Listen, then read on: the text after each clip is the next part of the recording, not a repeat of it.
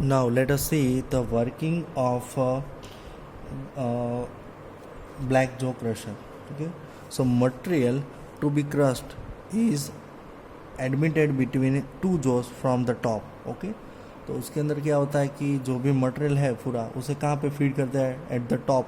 Okay, तो fix जो and movable जो है उसके बीच में से ऊपर से.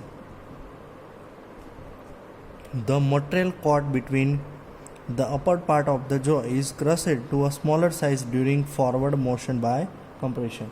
Okay, so basically what happen कि अगर हम फीड ऊपर से ऐड करते हैं तो उसके बाद क्या होता है कि ये जो मूवेबल जो है वो क्या करेगा, कंप्रेशन फोर्स के साथ वो जो फिक्स जो के जो से साथ कनेक्टेड है उसके साथ कंप्रेशन फोर्स लगाएगा और जो मटेरियल है उसे क्या करेगा, ब्रेक करेगा. ओके, और उसको स्मॉलर साइज में कन्वर्ट करेगा.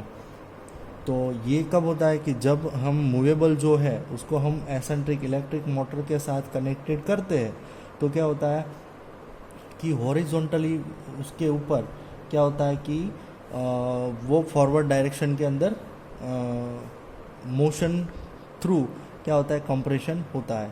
So the crush material is then drop falls into the narrow space between the backward motion and it reduce as the jaw close next time.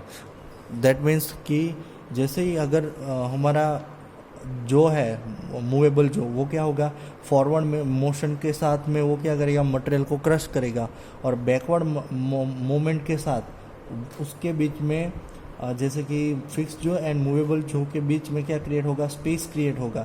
उसके नीचे से क्या हो जाएगा, यह जो मटेरियल है वो विड्रॉ हो जाएगा और नीचे रखे हुए नेरो स्पिल्ट ट्रे के अंदर वो स्टोरेज हो जाएगा. Okay, after sufficient reduction the crushed material drops out the bottom of the machine. जैसे रिडक्शन क्रशिंग ऑपरेशन ख़त्म होता है, we collect the bottom product. Okay, and generally the speed of the jaws usually open and close 250 to 400 times per minute. Okay, so jaws की speed क्या होती है, 250 to 400 times per minute. एक minute के अंदर 250 से लेके 400 तक के वो स्पीड के ऊपर वो ऑपरेट कर सकते हैं. ठीक है, next is that gyratory crushers. Gyratory crushers as per we are seeing in this figure. तो gyratory crushers के अंदर क्या होता है, first of all it works on the principle of compression force similar to the black jaw crusher. तो ये gyratory crusher भी क्या होता है, that is also work on the principle of compression force. Okay, so we see the figure of gyratory crushers. ये क्या है, that is a casing head. Here is the maximum operating and here is the discharge and this shaft is connected with electric shaft. Okay, तो ये क्या है, पूरा electric shaft है. तो वो किसके साथ कनेक्टेड है, इलेक्ट्रिक मोटर के साथ. यहाँ से टॉप ऑफ दी वेसल उसके ऊपर से हमें क्या करना होता है, फीड मटेरियल को एंटर करवाना होता है. तो टॉप में से क्या होता है, फीड मटेरियल एंटर होता है और ये क्रशिंग हेड है जो ऑस्किलेट करता है लेफ्ट टू राइट और डायरेक्शन के अंदर. Okay, so let us see the construction of gyratory crushers. Construction, it consists of funnel shaped casing open at the top. Okay, so it consists of funnel shaped. तो उसका shape क्या होता है, funnel type होता है और open at the top में से हमें क्या करना होता है, फीड मटेरियल को एंटर करना होता है. A conical crushing head in the form of truncated cone and gyrates inside a casing. So the casing head is mounted on the heavy shaft pivoted at the top of the machines.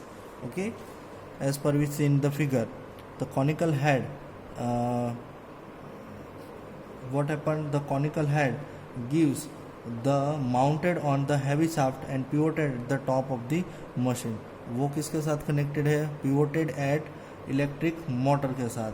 Okay, So the upper part mounted on a heavy shaft pivoted at the top of the machine. The upper part of the shaft is held in a flexible bearing, and the lower end of the shaft is driven by eccentric so as to trace a circle. Okay. Thus, at any point on the periphery of the casing, the bottom of the crushing head move towards and then away from the stationary wall. The crushing actions also piece around the wall of the cone. Now, what is how it works? So, see the working of gyratory crushers. So, in gyratory crushers working, the material to be crushed is charged from the top. So, as per we say, the material is charged at the top. Okay. Second, the conical head gyrates inside the wing. जो पूरा conical head है, okay, जो conical type head, वो क्या करता है, वो अंदर ही अंदर ऐसा गोल ऑस्किलेट लेता हुआ गोल गोल घूमता है. ठीक है. At any point on the periphery of the casing, the bottom of the crushing head moves towards and then away from the stationary wall.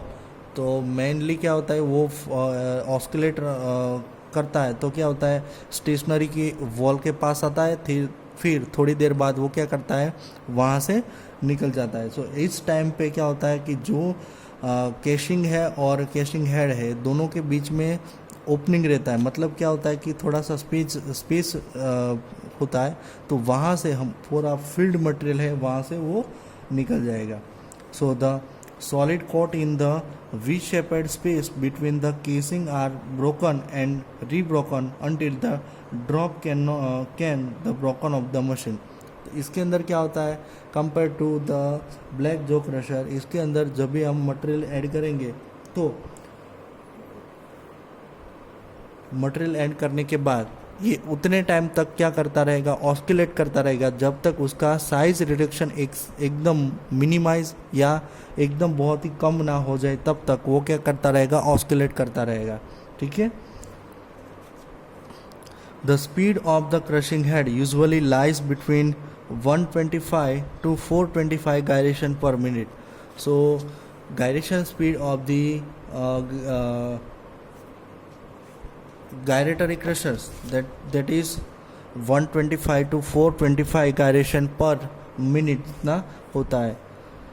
Since some part of the crushing head is working at all times, the discharge from this crusher is continuous instead of intermittent as in a black crusher.